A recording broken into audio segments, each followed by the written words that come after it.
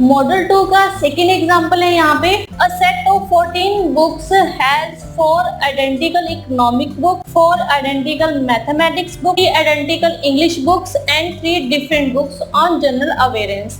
In how many different ways can these 14 books arrange in a book set. ठीक है, 14 books का set दिया है हमें, जिसमें से 4 इकोनॉमिक्स की बुक है, 4 मैथ की बुक्स हैं और 3 इंग्लिश की बुक्स हैं और कोई 3 अलग अलग टाइप की बुक्स है जनरल अवेयरेंस पर। और हमें बताना है कि हम 14 को एक बुक सेल्फ में कैसे अरेंज कर सकते हैं, कितने वेज में अरेंज कर सकते हैं। तो हमारे पास 14 बुक्स हैं, जिसमें से 4 इकोनॉमिक्स की है, 4 मैथ की और 3 इंग्लिश, 3 डिफरेंट बुक्स हैं। तो इस क्वेश्चन में परमुटेशन है या कॉम्बिनेशन है।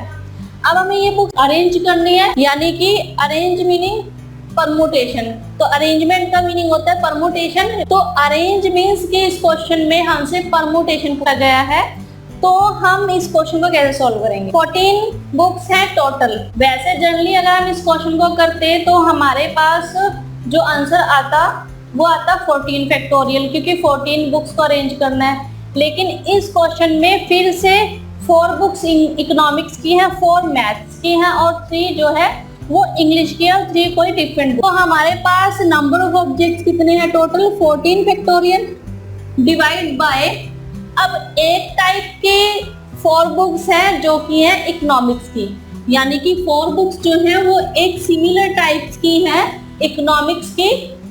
ठीक है, ये रिपीट हो रही है, यानी कि 14 बुक्स में से 4 बुक्स रिपीट हो रही हैं जो कि इकोनॉमिक्स की हैं। तो ये आएगा 4 फैक्टोरियल मल्टीप्लाई, फिर से 4 बुक्स हैं यहाँ पर मैथमेटिक्स की, 4 आइडेंटिकल बुक्स हैं मैथमेटिक्स की, और यहाँ भी 14 बुक में से 4 बुक्स मैथ्स की जो है वो रिपीट हो रही हैं। ठीक है, तो मल्टीप्लाई विद 4 फैक्टोरियल। ठीक है, क्योंकि 4 जो मैथ्स की बुक हैं ये रिपीट हो रही हैं। ऐसे ही 3 बुक्स हैं इसमें जो इंग्लिश की हैं, तो 3 आइडेंटिकल इंग्लिश बुक्स जो है वो भी 14 बुक्स में जो 3 इंग्लिश की बुक है वो रिपीट हो रही है।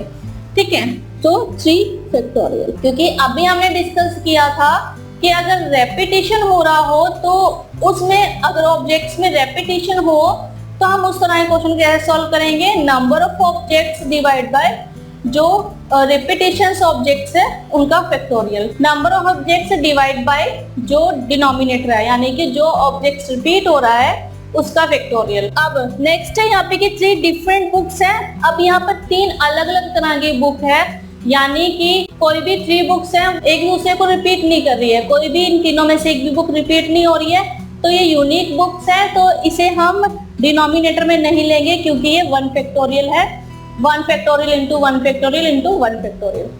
ठीक है, तो 14 factorial divide by 4 in factorial into 4 factorial into 3 factorial. ठीक है, इसे सिंप्लीफाई करेंगे और हमारे पास जो रिक्वायर्ड आंसर है वो यहाँ पर आ जाए। तो याद रखिए, जब भी क्वेश्चन में रिपीट हो ऑब्जेक्ट्स तो हम क्या करेंगे, नंबर ऑफ ऑब्जेक्ट्स, जो टोटल नंबर ऑफ ऑब्जेक्ट्स है, जैसे यहाँ पे 14 बुक्स थी हमारे, तो number of objects divide by denominator. ठीक है, उसे सॉल्व करेंगे तो हम जो रिक्वायर्ड आंसर है वो हम यहाँ से फाइंड आउट कर लेंगे।